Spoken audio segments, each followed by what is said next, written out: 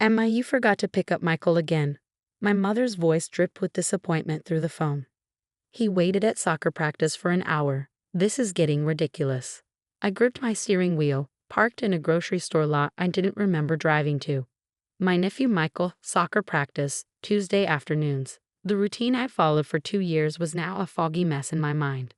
I'm sorry, I whispered, fighting back tears. I wrote it down, I swear I did. I couldn't remember where I put the note. You're 32, not 82, Mom snapped. These excuses about forgetting things are getting old. First the missed dinner last week, now this. Are you trying to punish us for something? I wanted to explain how terrifying it was to find myself in places without remembering the drive there. How my normally spotless apartment was now cluttered with sticky notes reminding me to eat, to take my keys, to lock the door. How it started recording voice memos because I couldn't trust my own memory anymore. But they'd heard it all before. To them, I was just being dramatic. Maybe if you spent less time making up excuses and more time organizing your life, Mom continued, but I was distracted by my reflection in the rearview mirror. When had I put on this blue sweater? I could have sworn I was wearing white this morning. Are you even listening? Mom's voice cut through my confusion.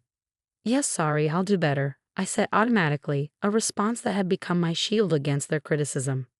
Later that evening, my sister Kate came by, probably sent by Mom to lecture me. She found me staring at my phone's photo gallery, trying to piece together the past few months through pictures I didn't remember taking. Enough is enough, Emma, she said, dropping onto my couch.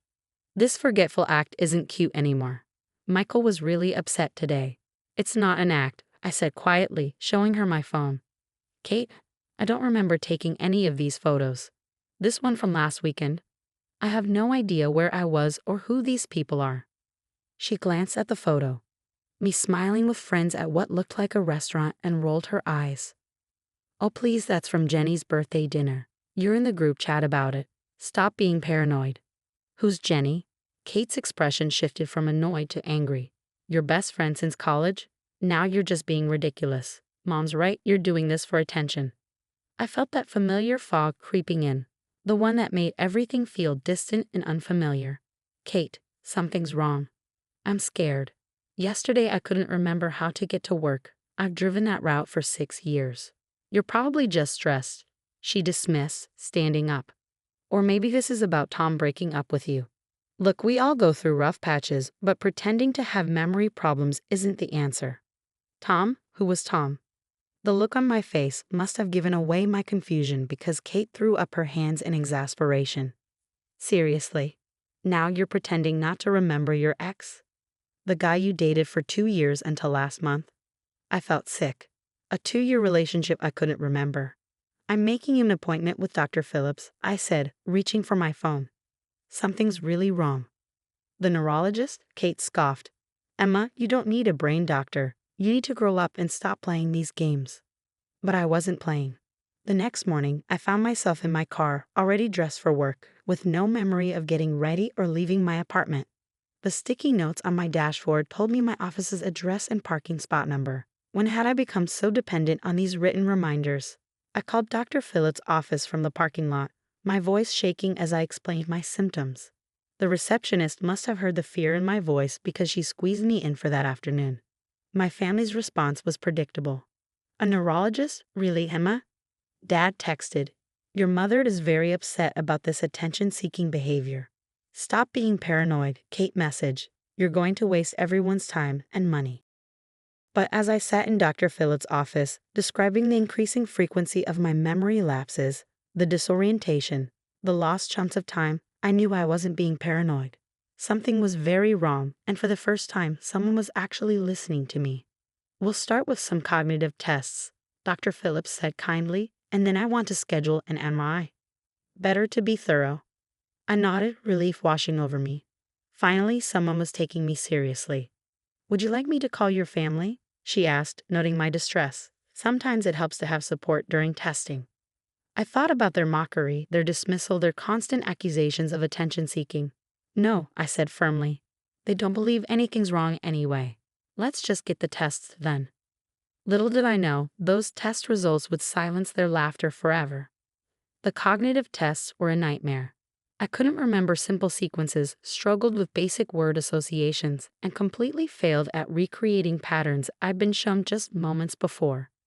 Dr. Phillips' face remained professionally neutral, but I saw the concern in her eyes. "Emma," she said gently after the tests, "I've scheduled an emergency MRI for tomorrow morning. Can you have someone drive you?" I thought about asking Kate or Mom, but the idea of enduring their skepticism during such a vulnerable moment was unbearable. "I'll take a cab," I replied. That night, I found myself staring at photos on my wall, trying to spark memories that should have been there. There was one of me at what looked like a beach, but I couldn't remember the trip. Another showed me hugging a man.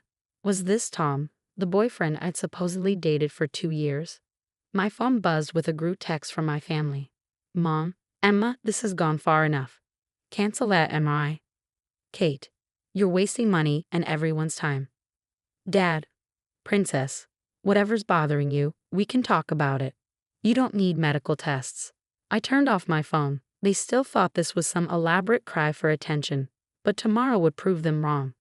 Part of me was terrified of what the MRI might show, but another part desperately wanted validation, proof that I wasn't making this up. The next morning, I lay still in the MRI machine, trying to calm my racing heart as it whirred and clicked around me. Dr. Phillips had explained the procedure, but I'd already forgotten most of what she'd said. I focused instead on the simple task of breathing. After what felt like hours, it was done. Dr. Phillips asked me to wait in her office while she reviewed the results. I sat there, fidgeting with my phone, still turned off to avoid my family's messages. When she returned, her expression made my stomach drop. "Emma," she said, sitting down heavily, "I'm going to call your family. They need to be here for this discussion." "Please," I protested. "They'll just say I'm being dramatic." She shook her head, pulling up something on her computer screen. "Not after they see these results. This isn't something anyone can dismiss." Despite my objections, she called them. To my surprise, they came immediately, probably expecting to prove once and for all that I was faking. Mom swept in first, her face set in disapproval. Kate followed, already rolling her eyes. Dad brought up the rear, looking worried but not about my health. More likely about the medical bills he assumed I was wasting money on. "Thank you for coming," Dr. Phillips began, turning her screen toward them. "I need to show you Emma's MRI results." "Doctor, with all due respect," Mom started, "our daughter has always been a bit attention-seeking." "Mrs. Harrison," Dr. Phillips cut in firmly, "please look at the screen." The image showed my brain from various angles, with several areas highlighted in angry red. Even to my untrained eye, something looked very wrong. "This," Dr. Phillips pointed to the largest red area, "is a tumor pressing on Emma's temporal lobe, the area responsible for memory formation and recall." The room went silent. Kate's hand flew to her mouth. Mom sank into a chair. Dad's face went pale. "It's relatively rare in someone Emma's age, but the symptoms she's been experiencing, the memory loss, the disorientation, the lost time, these are all consistent with this type of tumor." I watched as the color drained from my mother's face. All those times she'd accused me of being dramatic, of seeking attention, flashed across her expression. "How?" Kate's voice cracked. "How long has this been there?" "Based on the size and Emma's reported symptoms, probably several months at least." Dr. Phillips' voice was gentle but firm. "If she hadn't insisted on these tests, it might have gone undetected much longer." My father, usually so composed, had tears in his eyes. "But you can treat it, right? There's something you can do." Dr. Phillips nodded slowly. "We have options, but we need to act quickly. Emma will need surgery, followed by a comprehensive treatment plan." I sat there, strangely calm, as my family fell apart around me. Mom was openly crying now. Kate couldn't stop apologizing, and Dad kept asking about treatment details with a shaking voice. "I tried to tell you," I said quietly, not accusingly, just stating a fact. "I knew something was wrong." Mom reached for my hand, her fingers trembling. "Emma, sweetheart, I'm so sorry. We should have listened." "We were horrible," Kate whispered. "All those times we mocked you." Dr. Phillips interrupted gently. "What Emma needs now is support, not guilt. We have a lot to discuss about treatment options." As she outlined the treatment plan, I watched my family transform from skeptics to supporters in real time. Every dismissive word, every eye roll, every accusation of attention-seeking was replaced with concern, love, and desperate desire to help. The diagnosis changed everything, but it wasn't just about the tumor. It was about being heard, being believed, being validated after months of dismissal. As terrifying as the road ahead looked, at least I wouldn't have to walk it alone anymore. 6 months after my diagnosis, I sat in Dr. Phillips' office reviewing my latest scan results. The surgery had been successful, the tumor removed, and my follow-up treatments were showing promising results. My memory was slowly improving, though some gaps from before the surgery would likely remain permanent. Your recovery is remarkable, Emma. Dr. Phillips smiled, showing me the comparison between my first MRI and today's. How are things at home? I thought about the dramatic shift in my family dynamics. The same people who had once dismissed my concerns now tracked my every symptom with almost obsessive attention. Mom had moved into my spare room temporarily after the surgery, maintaining a detailed journal of my recovery. Kate visited daily, bringing home-cooked meals and endless apologies. They're trying to make up for not believing me, I explained. Sometimes it's overwhelming, but I know it comes from love. And guilt. So much guilt. The night before my surgery, Mom had broken down completely. I kept telling you to just try harder, she'd sobbed. My baby was sick, and I treated her like she was making it up. Kate had her own moment of reckoning when we found my old phone recordings. Confused, frightened voice notes I'd left myself during episodes of memory loss. Listening to them, she had to leave the room, unable to face the evidence of her dismissal. Dad showed his remorse differently. He threw himself into researching every aspect of my condition, joining support groups and consulting with specialists. The father who had once told me to stop being dramatic now challenged my doctors if he thought they weren't being thorough enough. Your family's making progress too, Dr. Phillips observed. It's not easy for them to reconcile their previous behavior with what you went through. She was right. Every small victory in my recovery was celebrated, but also tinged with their lingering guilt. When I successfully drove myself to an appointment for the first time post-surgery, Mom cried. Happy tears mixed with painful memories of scolding me for forgetting to pick up Michael. Speaking of Michael, my 11-year-old nephew had been my most understanding family member throughout everything. It's okay, Aunt Emma, he'd said after I apologized for all the missed soccer practices. Your brain was sick, but you're getting better now.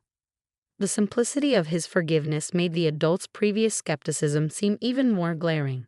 Today, leaving Dr. Phillips' office with my positive scan results, I decided to stop by the grocery store, the same one where I'd once found myself parked with no memory of driving there. The difference was stark.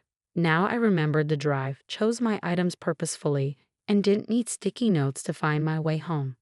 My phone buzzed with a familiar family group chat. Mom, how did the scan go? Kate, tell us everything. Dad, do you need a ride home, princess? I smiled, typing, all clear, heading home now. Yes, I remember the way. The last part was our little joke now, a way of reclaiming those painful memories and transforming them into something lighter. My family had learned to laugh with me, not at me. When I got home, they were all waiting in my apartment. Mom, Dad, Kate, and Michael. A congratulations banner hung in my living room, and the coffee table was laden with my favorite foods. We know we can't make up for not believing you, Kate said, hugging me tightly, but we can celebrate every victory with you now. Mom wiped tears from her eyes as she showed me the brain-shaped cake she'd ordered. Too soon for tumor jokes? She asked nervously. I laughed, actually laughed. Never too soon. The beauty of recovery wasn't just physical. It was watching my family grow, learn, and change. The mother who had dismissed my symptoms now advocated fiercely for others with invisible illnesses. Kate had started volunteering at a neurological support group. Dad used his experience to counsel other families dealing with similar diagnoses. As we celebrated my clean scan, I looked around at their faces, no longer marked by skepticism or dismissal, but by love, understanding, and hard-earned wisdom. I proposed a toast, Dad said, raising his glass. To Emma, who taught us all that sometimes the person crying for help is the strongest one in the room. And to family, I added, who can learn, grow, and do better. My memory might never be perfect again, but some things I would never forget.